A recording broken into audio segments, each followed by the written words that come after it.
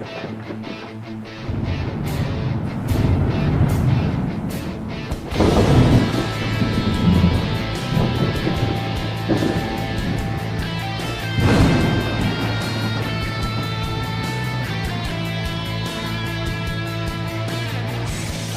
out there, and welcome to the No Shit Cast. I'm your host, Matt Fraser.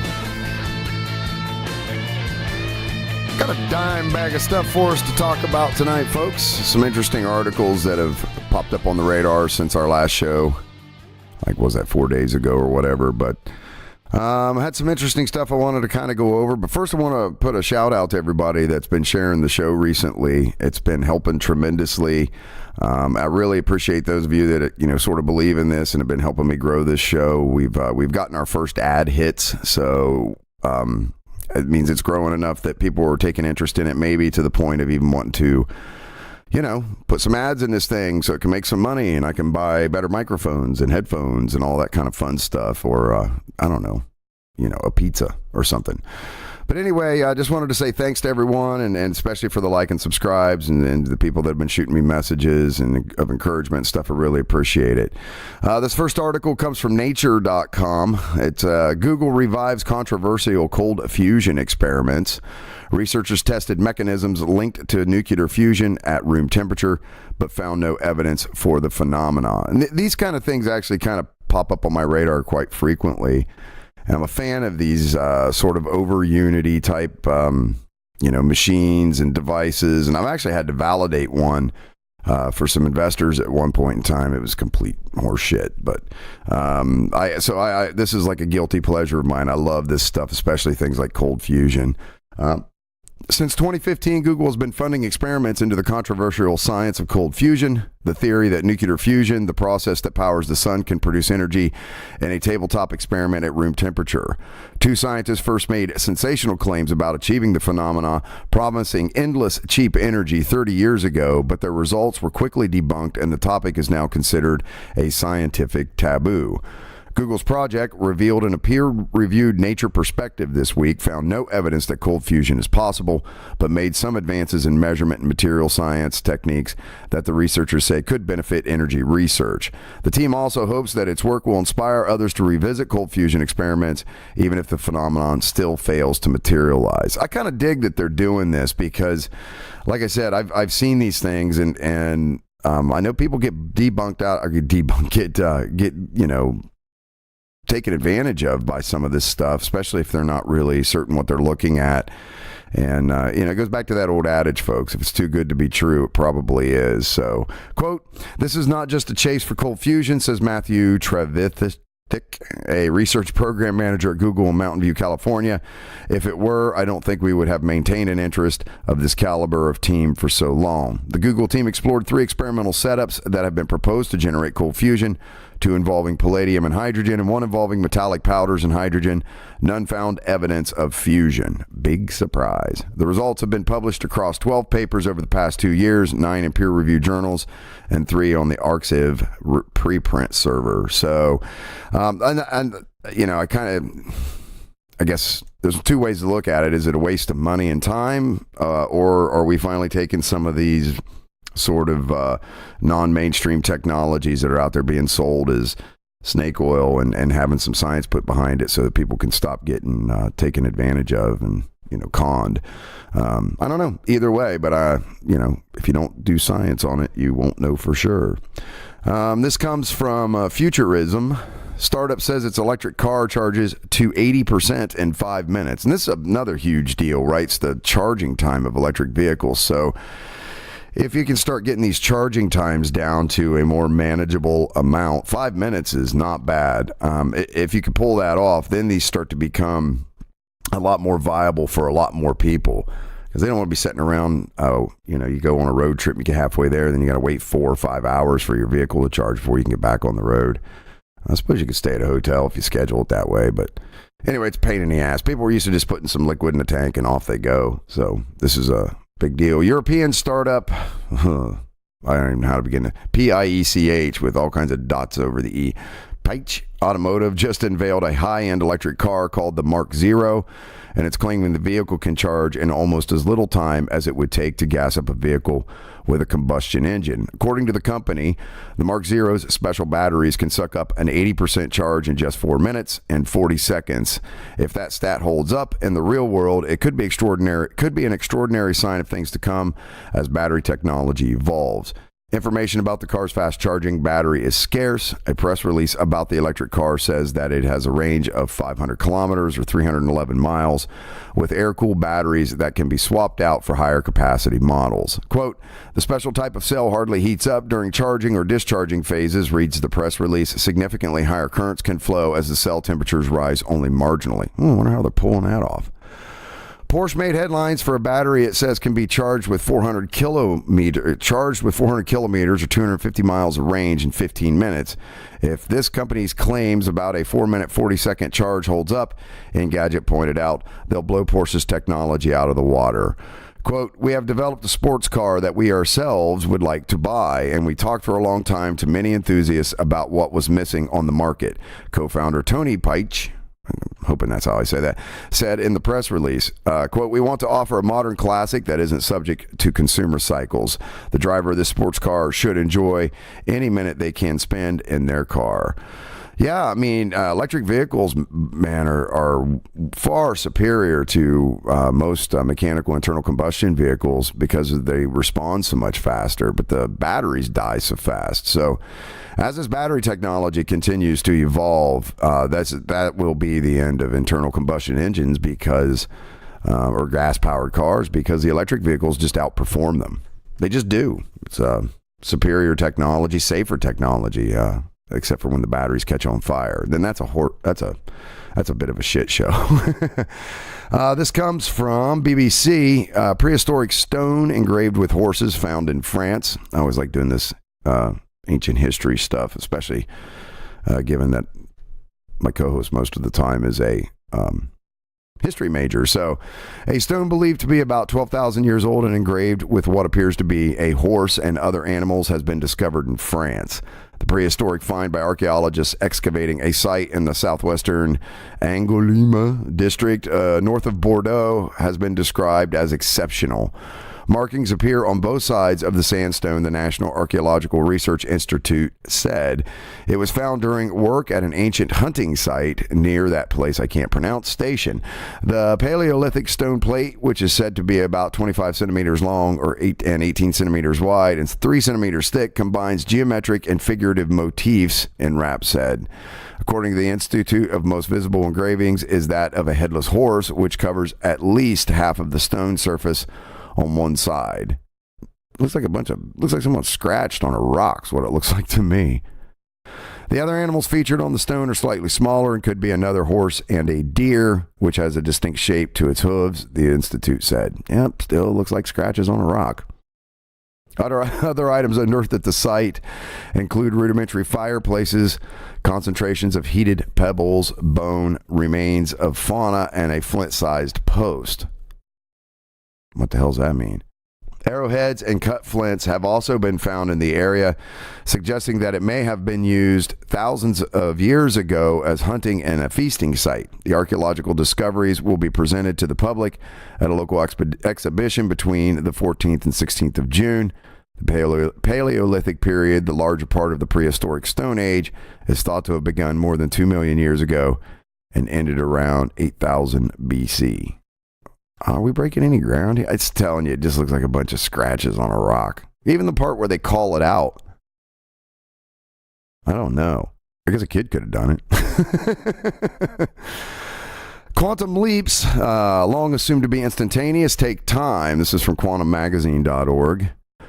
An experiment caught a quantum system in the middle of a jump, something the originators of quantum mechanics assumed was impossible. This kind of goes back to what Eric and I were talking about when you observe an atom, how it and the electrons will move instantaneously. They pop in and out of higher states, but that's a quantum leap.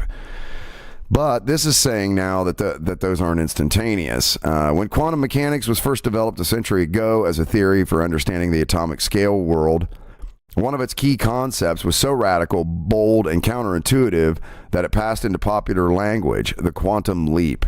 Purists might object that the common habit of applying this term to a big change misses the point that jumps between two quantum states are typically tiny, which is precisely why they weren't noticed sooner. But the real point is that they're sudden, so sudden, in fact, that many of the pioneers of quantum mechanics assumed that they were instantaneous. New experiment shows that they are not. By making a kind of high-speed movie of quantum leap, the work reveals that the process is as gradual as the melting of a snowman in the sun. If we can measure a quantum jump fast and efficiently enough, says Michael Deverett of Yale University. It is actually a continuous process. The study, which was led by Zlatko Minev, a graduate student of Devoret's lab, was published on Monday in Nature. Already colleagues are excited. Quote, "This is really a fantastic experiment," said the physicist William Oliver of the Massachusetts Institute of Technology, MIT, who wasn't involved in the work. He says it's really amazing. But there's more.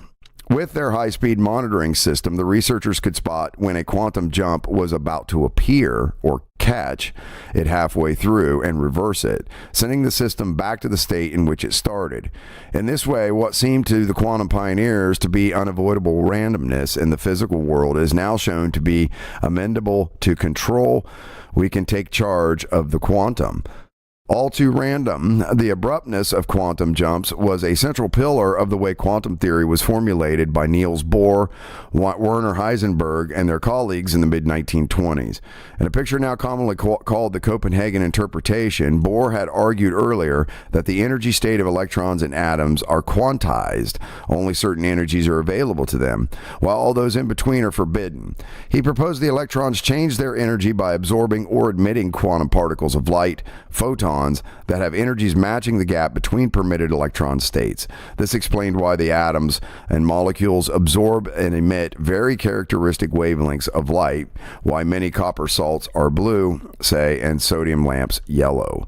Bohr and Heisenberg began to develop a mathematical theory of these quantum phenomena in the 1920s. Heisenberg's quantum mechanics enumerated all of the allowed quantum states and implicitly assumed that jumps between them are instant, discontinuous. As mathematicians would say, the notion of instantaneous quantum jumps became a foundational notion in the Copenhagen interpretation, historian of science Mara Beller has written. Oh, that's kind of cool. See, this is the thing. You know, you think you have something, you understand it, and now here comes an experiment that basically says that a good portion of what we believe to be happening inside of a field, an entire field of physics, isn't true. But that's why you have to keep digging, and that's why they're called theories and not laws, folks. This is from Petapixel. My wife actually sent me this. I thought this was really... Did she send me this one? I don't know. Maybe I just found this one, but there's this app. It's called, they call them the Shazam for nature. And you can take pictures of any kind of plants or anything, and it will actually tell you what it is. This free Shazam for Nature app can identify plants and animals in photos. Love photographing plants and animals in the great outdoors? Seek is a new app you may want to download if you use an iPhone. It's like a Shazam for Nature. The app can help identify the things you photograph using the power of image recognition. The app was created by iNaturalist, an online social network for nature enthusiasts, and its stated goal is to help everyone explore the nature around them. If you ever take a picture and aren't sure of what exactly you just captured, pull out the Seek app and point the Seek camera at the living thing. Seek will use AI to examine the photo and attempt to match it to one of the roughly 30,000 species it currently recognizes. And as photographers upload more photos, the system will only get better at recognizing more and more things. Well, there's a useful thing for AI instead of, tracking all of us. Once a plant or animal is recognized, Seek will add it to your personal collection, award you badges, and share information about it from Wikipedia. That's kind of a way to get people to go outside and do some shit. Why would you want to do that? Ugh. It can be on Twitter, man. YouTube. Who wants to go outside? This comes from Science Focus, How Emotions Trick Your Brain. What if happiness doesn't really exist? New research is uncovering the way we think about emotions doesn't match up to what neuroscientists are seeing in our brains and behavior. This is by Dr. Lisa Feldman Barrett. How do emotions work? That might seem like an odd question since we all experience emotions every day. Happiness at seeing an old friend, sadness while watching a tragic film, fear of losing the ones we love. Emotions seem automatic. Your heart skips a beat. You're nervous to do a little dance. Your face moves in familiar ways, and you are carried away by the experience. Nevertheless, from a scientific standpoint, what are emotions really? So my daughter is going to get a real kick out of this because this goes sort of right in line with her thesis. For centuries, famous thinkers like Plato, Aristotle, Darwin, and Freud, as well as countless other scientists, have tried to explain emotions using common sense. Emotions feel natural and uncontrollable. Using common sense, emotions feel natural and uncontrollable. The reasoning went, so they surely must be built into us from birth. In recent years, however, the field of neuroscience, the study of how the human brain creates the human mind, has surged. With this interest has come some intense research and renewed debate on the nature of emotions. A few decades ago, scientists could only guess how the brain creates our emotional experiences. Now, though, we can use brain imaging to harmlessly peer inside a head. This allows us to observe neural activity moment by moment inside living people. And when it comes to emotion, what we see in those brains seems to defy common sense. Emotions are not what people think they are. Here's what I mean. Suppose you're walking in the woods and you see a bear and you instantly feel afraid. What happened inside you? The traditional explanation goes like this. As soon as you saw the bear, you crapped yourself. No, I'm adding that. Some dedicated part of you, like a fear circuit in your brain, sprang into action, triggering your body to react in a predetermined way. Yeah, I call this lizard brain. Your heart raced, your blood pressure soared, and your face formed an expression of fear that's said to be universal across all human cultures. In this classic view of emotion, the firing fear circuit, the bodily changes, and the facial expressions supposedly form a distinct, detectable fingerprint that distinguishes fear from all other emotions. That fingerprint was presumably passed down to humans through evolution, along with fingerprints for other emotions. As compelling as and intuitive as the classical view may be, it can't possibly be correct. Scientists have been searching for emotion fingerprints in the face, body, and brain for over 100 years without success. Occasionally, you'll see a news story that scientists have found fingerprints of happiness, sadness, anger, fear, or other emotions in humans or other animals. But when other scientists retest those claims, they invariably don't hold up. For example, for many years, scientists believed that the brain's fear circuit was a region called the amygdala. Yeah, me too. If you Google amygdala fear, you can still find thousands of articles that make this claim. Nevertheless, it's not true. We now know definitively that some people who lack an amygdala can still feel fear. How do you lack an amygdala?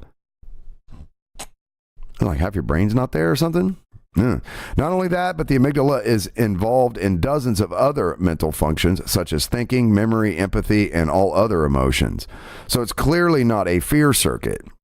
The same is true of every other brain area that has ever been claimed as the home of an emotion. The main problem with the classical view of emotion is that the emotional life has too much variety to be shoehorned into a bunch of universal fingerprints. Do your eyes widen every time you're afraid? Do you always gasp? Of course not. People who feel fear might scream, cry, laugh, close their eyes, clench their fists, wave their arms, strike out, faint, or even stand motionless. We also smile only about 12% of the time when we're happy, according to a recent statistical analysis of many studies, and scowl 28% of the time when angry. Another study on babies showed that their facial movements are pretty much indistinguishable in fear and anger. No emotion has a single fingerprint in the body. Instead, variety is the norm. See, that's that doesn't surprise me.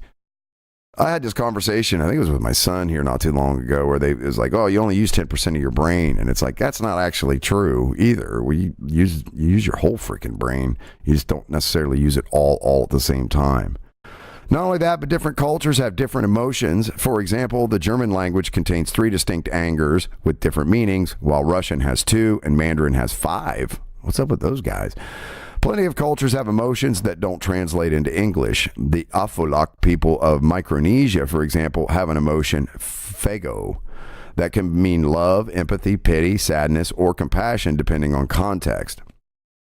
Even more intriguing, some cultures don't have a unified concept of emotion for the events that Westerners experience as emotional. One example comes from the Himba people of Namibia. Yeah. When you see somebody laughing, you might perceive that they're happy or amused, but the Himbu would simply perceive this person is laughing. They don't perceive laughter in mental terms. Throughout the world, the sheer variety of emotional life is vast, too vast to be explained by the classical view. The answer of how emotions are made flies in the face of common sense because the human brain is master of deception. Like a magician, it creates incredible experiences as diverse as joy, envy, curiosity, and wrath without revealing how it does so.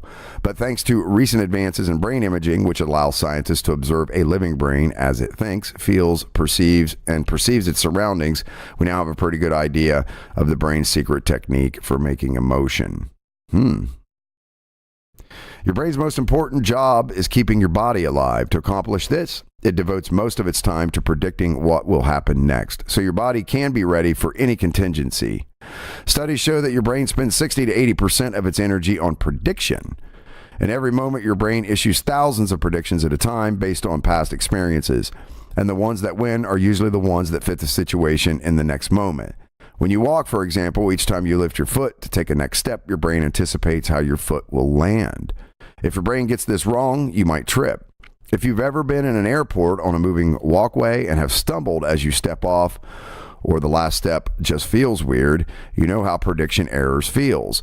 Your brain also makes predictions about other people in the world. Studies show that when you meet strangers, you like and trust them more when their facial movements, like smiles or scowls, match your brain's guesses. Remarkably, you even consciously see their face more quickly. Along with predictions about the world, your brain also makes them about your body, so you stay alive and healthy. It forecasts when your heart should speed up or slow down, when your blood pressure should rise and fall, when your breathing should deepen, and when you need more salt, sugar, water, or hormones, and attempts to meet those needs before they arise. It's like running a budget for your body, but instead of money, the currency is biological. That's interesting as shit. In short, emotions are your brain's best guesses for what your body's sensations mean, based on your situation. When your face feels hot as a driver cuts you off in traffic, you might experience the heat as anger. If you feel the same hot face when you're inches away from having your first kiss, you might experience it as excitement. Or if you feel the same sensation as you walk out of the sea and realize your swimming costume has fallen down, you might experience it as embarrassment. Not me. Nothing to be embarrassed about. Your brain makes meaning from the identical sensation in different ways depending on context.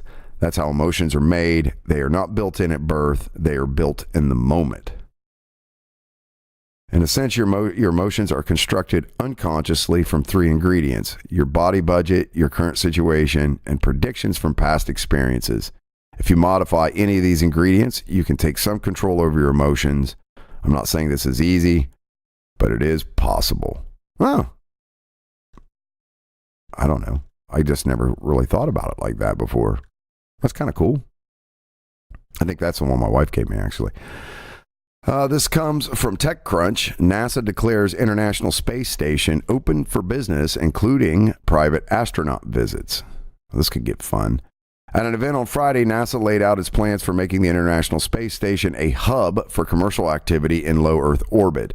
The agency has long planned to make the ISS a key anchor point for helping private businesses operate in space. Quote, "We're here because the International Space Station is now open for business," NASA lead spokesman Stephanie Schierholtz said at the conference outset. 20 companies joined NASA officials on stage to launch this new commercial ability and discuss the opportunities and plan. Part of the plan includes allowing private astronauts to visit and stay on the ISS, traveling on U.S. vehicles. It also includes allowing private business activities to take place on the ISS, including in-space manufacturing, marketing activities, health research, and more, NASA says. NASA articulated a 5-part plan that it says doesn't conflict with government and public sector use of the ISS, but that stands to allow creative and varied revenue-generating opportunities for private actors. NASA's goal overall is to become one of many users of the ISS, and low orbit facilities, the agency said, and this should lead to benefits to taxpayers too. Here's NASA's 5-part plan. Part 1, NASA created a space station commercial use policy. Part 2, private astronauts can visit for up to 2 short durations per year, beginning in 2020. 3, the forward part of the ISS Node 2 Harmony module is available as the first element of commercial destinations. Part 4, NASA is developing a plan to stimulate long-term commercial demand, and it's starting by studying space manufacturing and regenerative medicine in particular.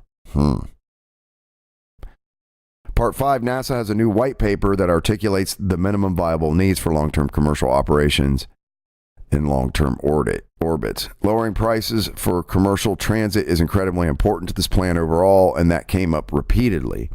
It seems like this is mostly a call to private entities to help solve these and other problems to make sure that commercialization is not only available but also viable. Another piece of the plan is that long-term, over the next decade or so, private entities investing in the ISS can potentially replace it with a privately run space station, which would help address its eventual end-of-life replacement plans. Here you go. Businesses moving to space. Holy cow. This comes from Big Think. Atheism is inconsistent with science, says Dartmouth physicist Marcello Gleiser. Gleiser? G-L-E-I-S-E-R. Gleiser? I don't know. Is it saying too much to say something doesn't exist when you have no evidence either way? Dartmouth College physics professor Marcello Gleiser has become the first Latin American to win the Templeton Prize in recognition of his exceptional contribution to affirming life's spiritual dimensions, whether through insight, discovery, or practical works. Prior to winning the 2019 award on March 19th, Dr. Gleiser had exhibited his spiritual side to the press, even arguing why he believes atheism is unscientific. Why saying God doesn't exist is saying too much. In an interview that will shock many atheists, Dr. Gleiser told Scientific American why he finds atheism to be a bridge too far for a scientific mind. Quote, I think atheism is inconsistent with the scientific method. What I mean by that is, what is atheism? It's a statement of a categorical statement that expresses belief and non-belief. I don't believe even though I have no evidence for or against. Simply, I do not believe, period. It's a declaration, but in science, we don't really do declarations. We say, okay, you can have a hypothesis, you have to have some evidence against or for that, and so on. So an agnostic would say, look, I have no evidence for God of any kind of God. What God? First of all, the Mario gods, or the Jewish or Christian or Muslim God, which God is that? But on the other hand, an agnostic would acknowledge no right to make a final statement about something he or she doesn't know about. He further explains his stance on not trying to claim that we know everything in a well-reasoned defense of humility in science. Quote, I believe we should take a much humbler approach to knowledge in the sense that if you look carefully at the way science works, you will see that yes, it is wonderful, magnificent, but it has limits. And we have to understand and respect those limits. And by doing that, by understanding how science advances, science really becomes a deeply spiritual conversation with the mysterious about all the things we don't know. I say bullcrap. Yeah, no, thanks. Last but not least here, this comes from Futurism again. Apparently, Walmart employees hate their new robot co-workers.